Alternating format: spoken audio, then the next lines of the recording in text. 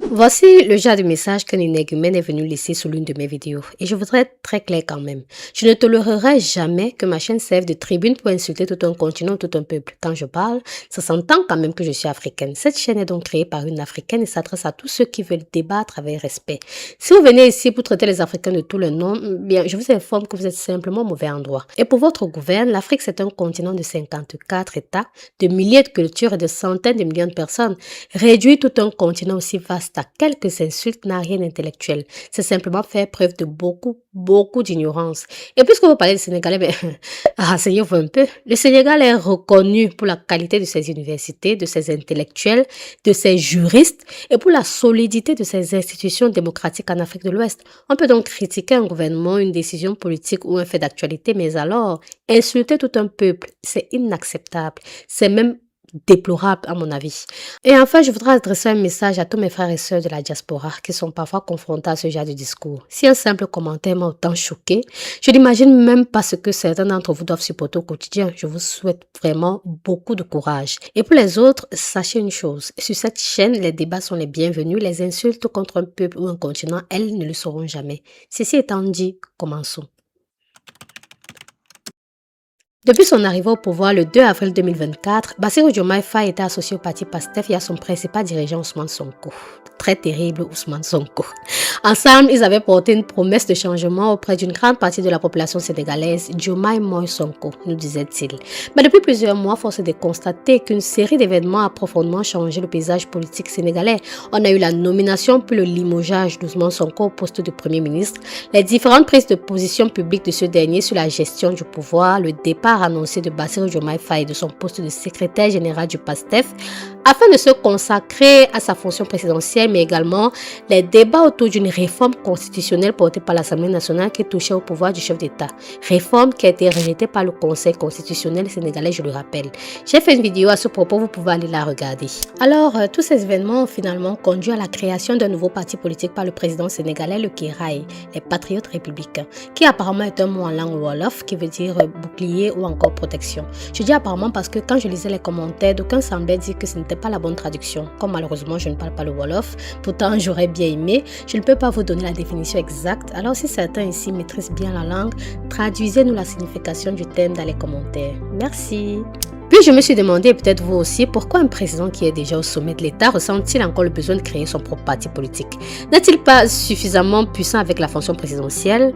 Et quand pour moi une question pertinente ne devrait jamais rester sans réponse, j'ai fait quelques recherches, ouvert mes anciens cours, et ne vous inquiétez pas, votre charmante présentatrice va essayer de vous expliquer simplement les tenants et les aboutissants de cette décision. Mais avant, n'oubliez pas de vous abonner, de liker, de partager si cette vidéo vous plaît.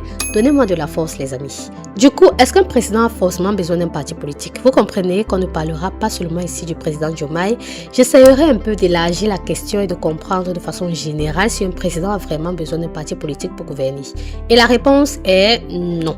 En théorie, un président peut parfaitement gouverner sans être à la tête d'un parti politique. Pourquoi? Parce que la fonction de président de la République ne tire pas sa légitimité de son appartenance à un parti, mais de son élection par le peuple et du respect de la Constitution. C'est très important de le comprendre. Lorsqu'un candidat remporte une élection présidentielle, il ne devient pas seulement le représentant des personnes qui ont voté pour lui ou des militants de son parti. Il devient le chef de l'État, c'est-à-dire le représentant de toute la nation. Il doit donc exercer ses fonctions au service de l'ensemble des citoyens, y compris ceux qui n'ont pas soutenu sa candidature. Bon, je prends un exemple simple parce que j'ai l'impression de parler pour parler. Bon, imaginons un peu un médecin qui est élu président de l'ordre des médecins. Une fois élu, il ne représente pas uniquement les médecins qui ont voté pour lui, on est d'accord. Il représente toute la profession. Pour un président, c'est pareil, plus vaste. Un président doit représenter tous les citoyens de son pays. Vous voyez? Mais alors, si un parti politique n'est pas une obligation pour exercer la fonction présidentielle, pourquoi autant de chefs d'État cherchent-ils malgré tout à créer ou à diriger leur propre formation politique? Est-ce simplement une question de prestige, de stratégie ou existe-t-il de véritables raisons politiques derrière ce choix? En analysant le fonctionnement des institutions et la pratique du pouvoir, j'ai identifié 3 principales raisons qui peuvent expliquer cette démarche. Selon moi, la troisième est probablement celle qui permet le mieux de comprendre la situation actuelle au Sénégal. Donc restez jusqu'à la fin et dites-moi en commentaire si vous partagez mon analyse. La première raison qui pousse un président à appartenir à une formation politique est que cela permet d'avoir une base politique pour soutenir son action. Je vous explique. Un président peut avoir un programme, mais pour appliquer ce programme, il a souvent besoin de personnes qui défendent ses idées dans le pays. On est d'accord. Ces personnes peuvent être des ministres, des députés, des maires, des responsables locaux ou encore de simples sympathisants engagés. Leur rôle sera de porter le projet politique sur le terrain, d'expliquer les décisions prises, de mobiliser les citoyens, de créer un lien permanent entre les institutions et la population. Est-ce qu'on se comprend?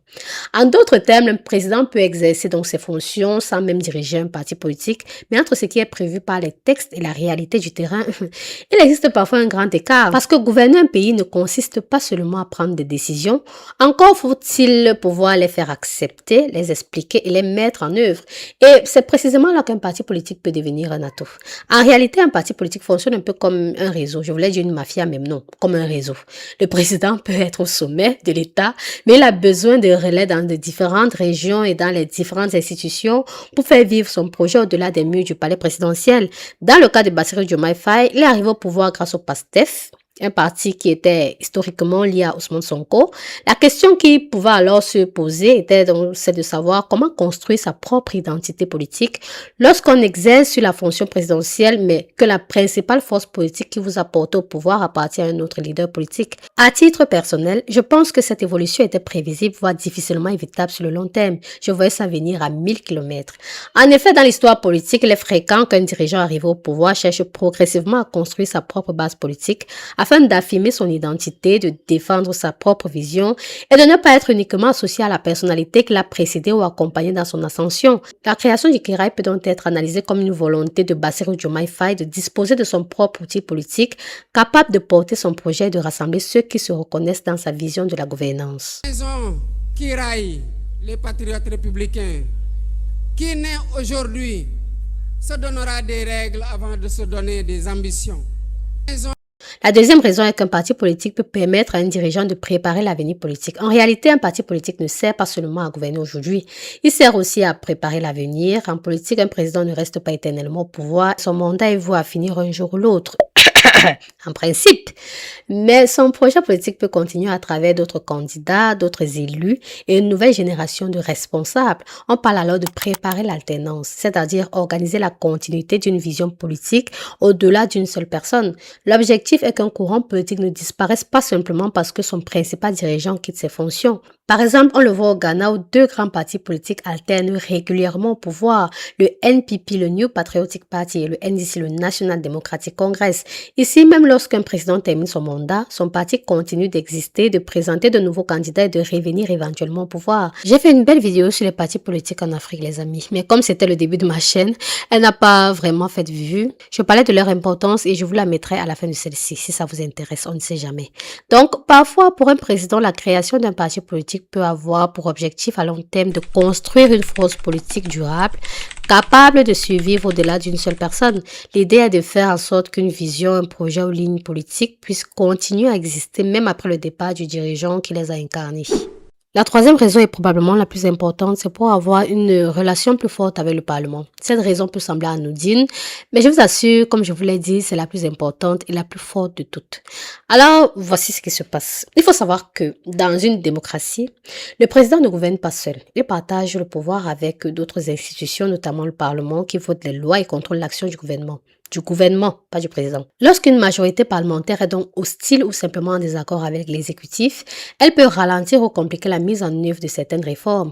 Elle peut également engager la responsabilité du gouvernement par le biais d'une motion de censure qui, si elle est approuvée, provoque la démission du premier ministre et de son gouvernement. C'est ce qui s'est passé d'ailleurs en décembre 2024, je crois bien en France, où il y a eu une motion de censure qui a été votée, portée par les députés du nouveau Front populaire qui avait conduit à la démission du gouvernement de Michel Barnier. D'ailleurs, au Sénégal, Ousmane Sonko avait lui-même rappelé que compte tenu de la majorité dont dispose le PASTEF à l'Assemblée nationale, celle-ci, donc l'Assemblée nationale, pouvait, si elle le décidait, mettre en jeu la responsabilité du gouvernement. Cela montre à quel point la composition du Parlement peut avoir une influence sur la stabilité politique d'un pays. Ce n'est d'ailleurs pas la première fois que la question de la majorité parlementaire se pose pour Bassirou Diomaye Faye. Rappelons que peu après son arrivée au pouvoir, il avait dissous l'Assemblée nationale issue des élections de 2022, dans laquelle siégeaient de nombreux élus soutenant l'ancien président Macky Sall. Cette dissolution avait conduit à des élections législatives anticipées en novembre 2024 et c'est à l'issue de ces élections que le PASTEF avait obtenu autant du siège à l'Assemblée nationale, 130 sur 165, c'est un raz de marée, si ma mémoire est bonne. Donc, imaginons un scénario, imaginons. Je ne dis pas que c'est ce qui va arriver. En novembre, cela fera environ 2 ans, non pas environ, cela fera 2 ans que cette Assemblée nationale que Sonko préside sera en fonction. De ce fait, des conditions prévues par l'article 87 de la Constitution seront réunies et alors le président Bassirou Diomaye Faye aura la possibilité de dissoudre l'Assemblée nationale. Je vous vois déjà fâché dans les commentaires en train de me lancer des regards noirs. Mais les amis, ne m'en voulez pas, pardon. Ce n'est pas moi qui ai inventé ça, c'est le jeu des institutions. Je vous explique simplement ce que prévoit le droit. Imaginons donc, on est toujours dans les suppositions, n'est-ce pas, qu'il décide d'exercer son pouvoir discrétionnaire, donc de dissoudre l'Assemblée nationale. De nouvelles élections législatives seraient alors organisées. Comme à chaque élection, les cartes seraient rabattues. Rien ne garantit que le résultat sera différent, mais cette nouvelle élection pourrait permettre au parti Kiraï de présenter ses propres candidats et, s'ils sont élus, d'obtenir des représentants à l'Assemblée nationale. Si ce parti parvient à obtenir une majorité de coalition favorable au président, cela pourrait faciliter l'adoption de projets de loi portés par son gouvernement, de réduire les risques de blocage institutionnel et lui offrir un soutien parlementaire plus solide pour mettre en œuvre son programme politique. En d'autres termes, le président et son gouvernement disposeraient d'une plus grande marge de manœuvre pour appliquer les réformes qu'ils souhaitent engager. En définitive, la création d'un parti politique par un président ne signifie pas nécessairement qu'il ne peut pas gouverner sans lui. Sur le plan juridique, un président tire sa légitimité, comme je vous l'ai dit, de son élection et de la Constitution. En revanche, sur le plan politique, disposer de sa propre formation peut lui permettre de structurer son action, d'affirmer son identité politique, de préparer l'avenir et surtout de renforcer son influence au sein des institutions. Dans le cas de Bassirou Diomaye Faye, il est encore trop tôt pour mesurer toutes les conséquences de la création de Kiraï.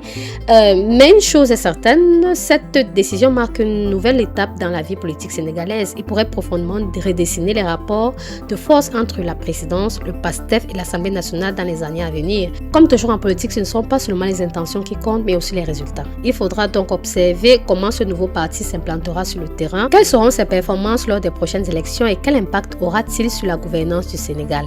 Et vous, pensez-vous qu'un président devrait toujours disposer de son propre parti politique pour gouverner efficacement ou au contraire devrait-il rester totalement au-dessus des partis? J'attends vos avis en commentaire. Si cette analyse vous a plu, n'oubliez pas de liker, de partager, de vous abonner. Vous connaissez déjà la chanson. Quant à moi, je vous donne rendez-vous très bientôt la semaine prochaine pour une nouvelle analyse sur l'actualité juridique et politique africaine. Prenez soin de vous. À bientôt.